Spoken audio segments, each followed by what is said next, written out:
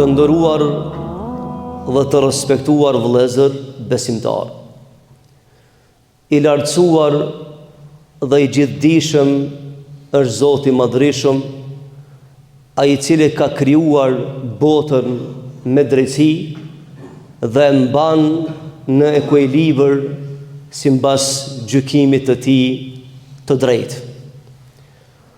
Ai e ka mësuar dhe ja ka mbjell njeriut dëshirën për drejtësi dhe ka porositur që t'i përmbahet këtij parimi në të gjitha situatat në për cilat kalon në jetën e kësaj bote.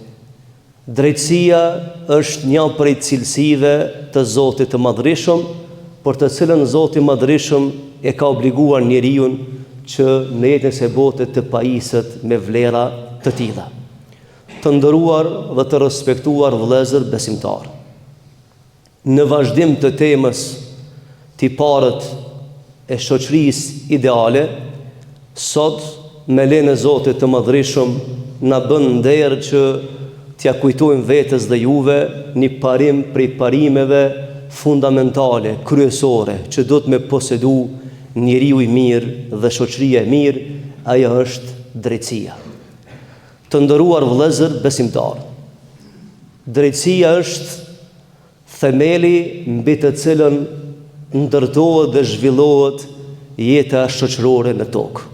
Drejtësia është një prej parimeve që Zoti i Madhërisëm i ka vendosur në këtë botë për me funksionu edhe kozmosin e përgjithësi e pastaj njeriu si qenie e vetëdijshme në veçanti. Të nderuar dhe të respektuar vëllezër, drejtësia është garancion për jetëgjatësinë e shoqërisë në tokë. E pa drejtësia është një sinjal që ja determinon në kohë rekord fatin shoqërive në tokë.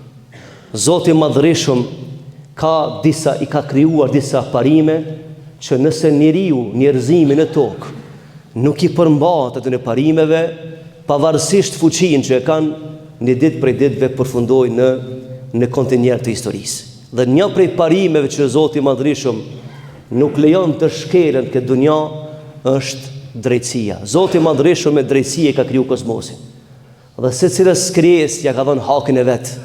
E pastaj ka porosit njeriu që në jetën e kësaj bote të sillet në këtë mënyrë. Të dashur vëllezër besimtar, drejtësia është një prej urdhrave që Zoti i Madhërisëm e ka obliguar njeriu me u përmbajt. Prej Ademit alayhis salam dhe prej botës së melajkeve, edhe botës paraprake, i ka porosit Zoti i Madhërisëm krijesa të cilat mund të dalin prej drejtësisë. Dhe pe krijesat që mund të dalin pe kodit të drejtësisë janë vetëm njerëzit dhe gjinët. Krijesa tjera s'u dalin pe kodit të drejtësisë. Për shembull, as dielli as hana nuk del pe kodit të drejtësisë, sepse është e kodune me qëndru besnik në të njëjtën trajektore që ka caktuar Zoti i Madhërisëm. Por kush del pe kodit të drejtësisë? Prej rregullave të drejtësisë del vetëm njeriu dhe bota e gjinëve, sepse njeriu e ka hapësirën e manovrimit këtë dunja, e ka lirinë, e shpeshherë liria e ban me gabu njeriu dhe me dal pi parimeve edhe morale, edhe etike, edhe të drejtësisë. Pra faktori njeriu është ai i cili çrregullon, ai i cili prish balanca, ai i cili bën pa drejtësi në tokë e kështu me radhë. Të dashur vëllezër, ku e kemi fjalën këtu, nëse i referohemi jetës së pejgamberëve, por nëse i referohemi edhe Kurani Kerimit, e gjejmë se Zoti i Madhërisëm i ka kushtuar rëndësi shumë të madhe drejtësisë. Ka qindra ajete që Zoti ka porosit me u përmbajt drejtësisë. Në radhë parë drejtësisë së Zotit të Madhërisëm. E pastaj në rrafshin njerëzor, një të drejtë që ti e posedon dhe të urdhëron Zoti i Madhërisëm me shfrytzu dhe mos m'ia shkel të tjetrit. Vëllezër të dashur, ju që jeni xhamatli të rregullt në namazin e xumës. Në çdo hutbë të xumës e përmbyllmi me një ajet. Cilin ajet e përmbyllmi? Gjithmonë e lexojmë ajetin Inna Allaha ya'muru bil 'adli wal ihsan. O ju njerëz, Allahu po ju porosit që t'i përmbahni drejtësisë. Ky ajet të dashur vëllezër ka zbrit në kohën e pejgamberit sallallahu alaihi wasallam. Dhe mas vdekjes së pejgamberit, në sundimin e Omerit radhiyallahu anhu, Omeri khalifja e ka ba obligim që imamat në hutbe me mbyll ligjëratën e xumas me këtë ajet. Ne në toka tona nuk e kuptojmë arabishtën, por që erdhi momenti edhe me shpjegu këtë ajet. Që në porosi, vëllezër, më ja kujtu njerëzve sa është e rëndësishme drejtësia. Dhe kur u bë Omeri khalife, ju tha njerëzve publikisht në hutbë xhumas, sepse në atë kohë khalifi, autoriteti i shtetit, jepte fetva në xhumë. Dhe ai tha, o ju njerëz, nëse ma doni të mirën, kur të më shifni që unë nuk jam i drejt, thumë ma publikisht. Sa që e ka caktu një këshilltar drejtin, dhe ka thonë detyra jote është më përcjell mua edhe në fjalë kur jam i drejt. Edhe më kap për këmishë me më thonë, ja Omer, ki frikë Allahut se ai që s'ban drejtësisë shkel në xhenet. Edhe ai dha urdhër, tha se në për gjitha xhamit të lexohet ky ajet. Allahu po thot, inna Allaha ya'muru bil 'adli wal ihsan. O ju njerëz, Allahu po ju porosit që përmbani drejtësisë. Të jeni të drejtë në dunja. Edhe kur gjykoni, edhe kur merrni, edhe kur jepni, bëni të drejtë. Wal ihsan, dhe bëni të mirë. Wa ita'i dhil qurba, dhe ju ka porosit që ti përmbahni edhe rregullave familjare, farifisnore, kështu me radhë. Pastaj pjesa tjetër e ajetit, wa yanhanil fahsha'i wal munkari wal baghi, ja Allah ju ndalon prej punëve të dyta, të këqija dhe pej arrogancës që shregullon në sipërfaqe të tokës. Kanë thënë dietarët e mëdhej të dashur vëllezër, ata që janë marrë me studimin e Kuranit Kerimit. Veç që kjo ajet me pasbrit në aspektin social, kish mjaftu krejt librat e fakultete juridike mu bazu që të jetë. Të janë parimet me cilat jeton shoqëria. Një, drejtësia, e dyta, mirësia, e treta, kodi familjar.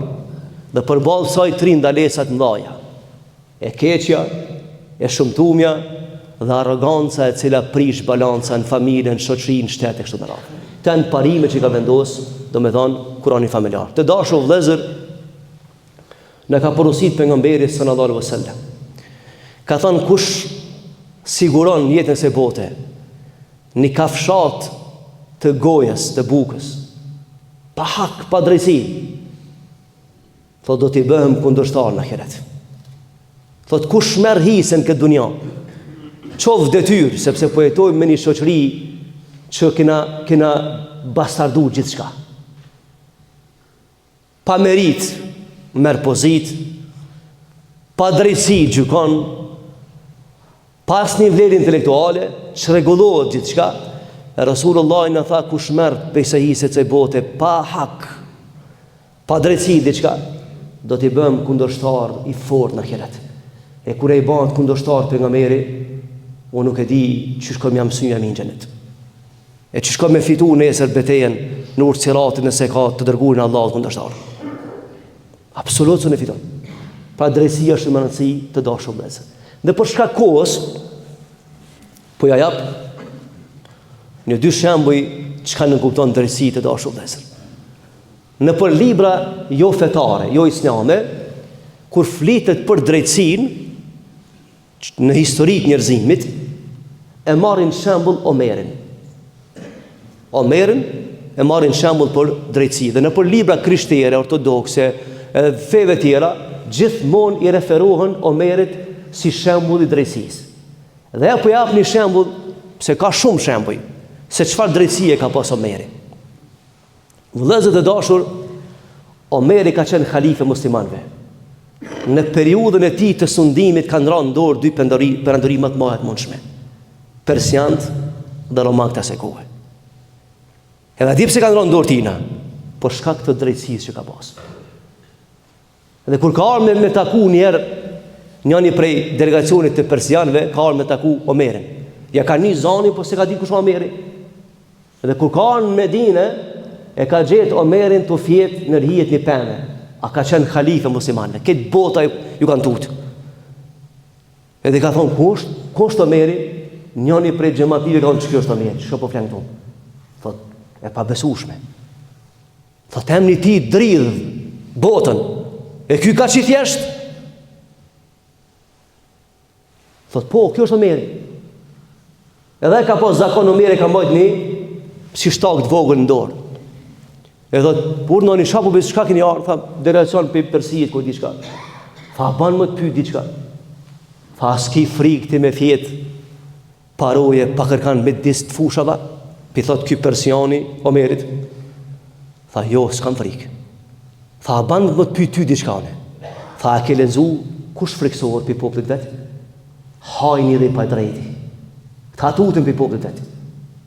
Pse du të më tutë për popullit tanë që ti e pjesë e tina? Se kur i ban pa drejtësi popullit, ma se kish mine sigurt. Omeri tha, nuk i kam kërkuj në borç. Prandaj s'kam frikë për askujt. Edhe pse subhanallah Omerin e kanë mbyt në xhami namazën e sabahit.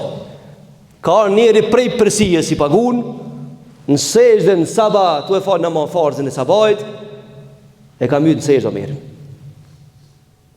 Por vdekja vjen edhe nëse i drejt. Ama ti mos prana me shkuj pa drejt e Zoti Madhrishëm. I tha, unë nuk kam frikë për askujt, se kërkuj si kam borç. Dhe në ditë për ditë dhe vlezër, kjo Omeri, i thot njënit prej rojës vetë për aty një farë, që ka një mu, thot dil në treg, edhe blema një kafsh, s'ku me thonë një kali. Edhe ky shërptori ose ndimtari, del në treg dhe ja kesh përdor emnin. I thot ati o filan, a ma shet këtë kali sepse më ka urdhnu, thot Omeri, khalifja. Edhe ai pik xhimit, edhe për respekti për Omerin, s'ku me thonë kali me kushtu 1.000 euro, ki thot që për 500 euro mere. Po du mi ba njerë khalifës. Edhe kjo merë kali një qënë Omerit. Omeri dhe kuj morë këtë kali, thot në treg. Sa i shkon, tha 500 euro. Tha së është e vërtit. Merë kalin, këtheja prapë. Tha ky ka vlerë më shumë se 1.000 dirhem të se kohë. Nëse zotnia i merë më shumë se 1.000 dirhem, bima kalin. Nëse si merë, mos e merë. Tha se në ka thonë Rasulullahi, kush e përdor autoritetin dhe bën padrejti në popullin e vet, shkel ka matin xhenet. Tha unë jam shok i Rasulullahit. Unë nuk e du hakën e huj. Nuk e du kafshatën e huj. Dhe vëllezër të dashur, Amr ibn Asi ka qenë një prej sahabëve që e ka shtiru Egjiptin asaj kohe. Edhe Omeri radhiyallahu anhu e ban këtë Amr ibn Asin, që thonë wali, guvernator të Egjiptit. Dhe kjo Amr ibn Asi ja shu një letër Omerit, thotë Omer, o i khalife, ama danë thotë do buxhet, se po më duhet thotë me rregullu rezidencën ku jetoj unë. Thotë me mbyll me muri e kështu me radhë. Dhe i vjen letra Omerit. E lexon, thotë ky po thotë, a bën më dhon pare për buxhetit arkës shtetit që unë ta rregulloj rezidencën. Të marroj mure mbrojtëse.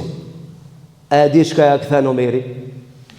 Far letra kthen, thotë ti s'ki frikë Zotit. Mas pari thotë ma ke çu një letër gjatë me 2 rreshta. E ke shpenzu një letër më shumë se sa që të ke pas hak me shpenzu. Thot ke mujt me 2 fjalë me shumë një letër thjesht, jo të madhe, sepse ke harxhu arkën e shtetit. Edhe ja kthen në fund dhe thot, rrethëkoje pallatin tan me drejtësi dhe mos u tut. E jo me gardë dhe me njerëz të fuqishëm. Drejtësia mbrojtja më e madhe për ty. Dhe vëllezër transmetohet në histori dhe për mbylli, kanë bë garë aty njerë me kual. Edhe ky guvernatori e ka pas një djalë që ka kaleru kalin. Edhe hyn në garë me njënit për fisit Kipti. Fisi Kipti janë fisi më i vjetër në Egjipt. Edhe hyn në garë, ndërkohë që hum garën. Djali i tij. Dhe ky pim lefit jam shon se djali i guvernatorit pushtet i madh edhe po shtërson. A i di çka i thot ai? Thot ti më po shtërsove. Mi po në Medinë, thot është khalifja Omer. Tha unë kam i qu letra ti dhe ti kemi dhënë përgjigje për i punë. Dhe vjen vëllai i dashur kënë në Medine, thot oj khalife, thot ti je i drejt, a guvernatorët e tu thot bajnë padresi. Të farë padresie, thot e kam mujt në gara filanin, thot dhe për mlefit ma kam shu shapudh. Wallahi vëllezër e dashur, i shkun letër Omeri guvernatorit, thot merë djalin tanë, edhe një numër të madh të njerëzve, edhe në shesh qyshja kam shu, kom ja këthy shapudhën. Thot se unë e gjallë ti me ban padresi s'ka. Vëllezër e dashur, a disha dhe me thonë me jetu ndershëm me vëllon këtë dunja, mos me dash me hakën e ujë. Edhe kur gjikon me gjiku me drejtësi bre, edhe kur a kundra teje, sepse vallahi shkan thonë të njëherë shtire me shku në xhenet. Në të në anë t'jebi shkosh për pa drejtësisë. Dhe në tha Rasulullah sallallahu alaihi wasallam se për shenjave të kiametit është kur njeriu merr detyrë pa merit. I mushum institucionet na me njerëz pa merit. A e ban kabul me jetu me hak të drekuj sepse s'është i dishëm për atë punë. Por mos u ban marak se në ditë kombinat momentit të gjithë me dhënë llogari para Zotit më të rishëm. Andaj ju xhamatin ndershëm, mi e dashur rini, përmbaju ligjeve të Zotit më të rishëm. Riski në dorë të Allahut, por mos prano me u pozicionu me pa drejtin për shkak një kafshatit bukës. Sepse ka thonë Rasulullahi e dhulmu dhulumat, pa drejtësia është errësirë që të arson jetën këtë botë dhe botën tjetër. Dhe s'munësh me shiu jetën se ti je rreshtu me të keqen ose me pa drejtin në dunja dhe në ahiret. Pra vëllezër e dashur, të në parime që ka përsaktu feja jonë, dhe ne duam që të arritim një brez të shëndosh, të arritim një brez që e do drejtësin, të jeti drejt në familje, të jeti drejt në treg, të jeti drejt në pushtet, të jeti drejt ku do që tjetë, sepse këto shembuj që po i themi ne kanë met vetëm tregime, e në realitet bota islami u shkatru për shkak të padrejësive që bëhen brenda tyre. Pra drejtësia është themeli mbi të ndërtohet e ardhmja dhe ne duhet i përmbahemi këtij parimi, këtu po përfundoj për shkak kohës. Walhamdulillahi rabbil alamin. Al-Fatiha.